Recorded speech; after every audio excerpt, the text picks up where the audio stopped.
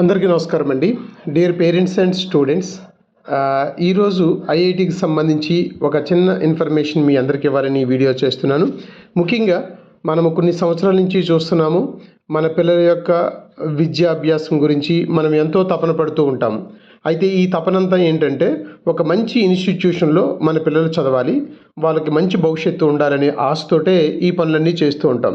అయితే మనము కొంత ఆలోచించాల్సింది, అర్థం చేసుకోవాల్సిన విషయం ఏంటంటే, ఐఐటీలో సీట్ రావాలి, లేదా ఎన్ఐటీలో సీట్ రావాలి, లేదా ఐఐటీలో సీట్ రావాలనే ఒక ఆశతోటి మన యొక్క పిల్లలు ఏ స్థాయిలో ఉన్నారు, మన పిల్లలు ఆ స్థాయికి తగ్గట్టుగా చదవగలుగుతున్నారా లేదా, వాళ్ళ ఇంట్రెస్ట్లు ఏంటి, ఇవేమీ చూసుకోకుండా మనము వాళ్ళ మీద ఒత్తిడి తెస్తున్నామేమో అనే ఒక భావన అయితే చాలామంది కలుగుతూ ఉంది. దీన్ని దృష్టిలో పెట్టుకొని మన పిల్లలు తల్లిదండ్రుల మధ్య, విద్యా సంస్థల మధ్య పిల్లలైతే మాత్రం ఒత్తిడికి, ఆందోళనకి గురవుతున్న మాట అయితే మాత్రం వాస్తవం. ఎందుకంటే మన యొక్క పిల్లల్ని ఒక కార్పొరేట్ కాలేజీల్లో జాయిన్ చేస్తాం ఆఫ్టర్ 10th క్లాస్ తర్వాత. అక్కడ మంచి సెక్షన్లో ఉండాలి, అంటే వాళ్ళు పెడుతున్నటువంటి సెక్షన్ ఏ సెక్షన్లో ఉండాలి, లేదా టాప్ సెక్షన్లో ఉండాలని ఒక తపంతో మన పిల్లల మీద మనం కొంచెం ఒత్తిడి తెస్తూ ఉంటాం. ఈ ఒత్తిడితో వాళ్ళు పాపం కొంచెం కష్టపడి చదువుతూ ఉంటారు. మొదటగా ఏదో ఒక మంచి సెక్షన్లో, ఏ సెక్షన్లో అది ఉంటారు. అయితే ఈ కార్పొరేట్ విద్యా సంస్థలు ఏం చేస్తాయంటే, ప్రతి 3 నెలలకి ఒకసారి వాళ్ళకి ఇంటర్నల్గా పెడుతున్నటువంటి ఎగ్జామ్స్లో మార్కులను బేస్ చేసుకొని వాళ్ళ సెక్షన్లు మారిపోతూ ఉంటాయి. ఎప్పుడైతే ఏ సెక్షన్ నుంచి మళ్ళీ బీకో సీకో వెళ్ళిపోతూ ఉన్నాడో ఆ టైంలో ఆ పిల్లడు చాలా ఒత్తిడికి గురవుతాడు. కారణం ఏంటంటే, తల్లిదండ్రులు ఏమని ప్రశ్నిస్తారో, నువ్వు ఎందుకు ఏ నుంచి బీకి లేదా ఏ నుంచి సీకి వెళ్ళిపోయావు, నువ్వు చదవలేదా, ఇలాంటి మాటలతోటి పిల్లలు చాలా ఒత్తిడికి గురవుతూ ఉన్నారు. మరి దీనివల్ల కళాశాలలు, అంటే పాఠశాలలు కానీ, ముఖ్యంగా కాలేజీలు కానీ, తల్లిదండ్రులు కానీ, ముఖ్యంగా పిల్లలు కానీ, అందరిది ఒకే విధానంగా ఆలోచించే విధానం ఉండాలి. మొదట పిల్లల స్వభావాన్ని అర్థం చేసుకోవాలి. తల్లిదండ్రులు కళలన్నీ వారిపై రుద్దడం వల్ల పిల్లలకి చదివే కెపాసిటీ ఉందా లేదా, వాళ్ళ ఆలోచన విధానం ఎలా ఉంది అనేది మనం తెలుసుకోవాల్సిన అవసరం అయితే మాత్రం ఉంది.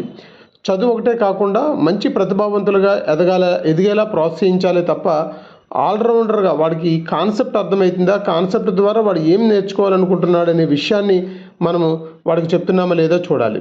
కాబట్టి మన పిల్లలందరినీ కూడా మంచి ఐఐటీల్లోనూ, మంచి ఎన్ఐటీల్లోనూ లేదా ఐఐటీల్లోనూ చదివించాలనే కోరిక అయితే మంచిదే. అలాగే మంచి మెడిసిన్స్ చేయించాలనేటువంటి ఆశ కూడా ఉండడం మంచిదే.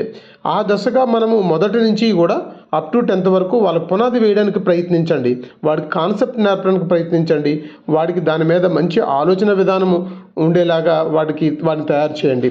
అప్పుడు ఆటోమేటిక్గా వాడు ఐఐటీలోనూ, ఎన్ఐటీల్లోనూ, ఐఐటీల్లోనూ, మెడికల్ కాలేజీల్లోనూ జాయిన్ అవ్వడానికి అవకాశం ఉంటుంది. కాబట్టి తల్లిదండ్రులు కానీ, లేకపోతే ముఖ్యంగా ఈ యొక్క కాలేజెస్ వాళ్ళు కానీ అర్థం చేసుకోవాల్సింది, పిల్లల యొక్క స్టాండర్డ్స్ ఎలా ఉన్నాయి, దానికి తగ్గట్టుగా అతన్ని మనం ఎలా ప్రోత్సహించాలనే విషయాన్ని అయితే మాత్రం మనం ముందుగా అర్థం చేసుకొని దానికి తగ్గట్టుగా మనం పిల్లల్ని తయారు చేస్తే బాగుంటుంది.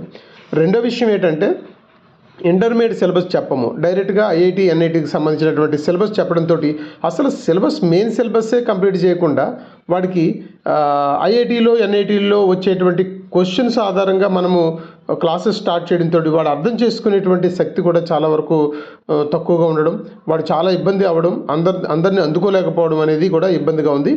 ముందుగా కళాశాలల వాళ్ళు కూడా ఏదైతే ఇంటర్మీడియట్ సిలబస్ ఉందో అది కంప్లీట్ చేస్తూ దాన్ని బేస్ చేసుకుని ఏదైతే ఎన్ఐటికి కానీ, ఐఐటికి కానీ సంబంధించినటువంటి కోర్సెస్ అయితే స్టార్ట్ చేస్తే బాగుంటుంది.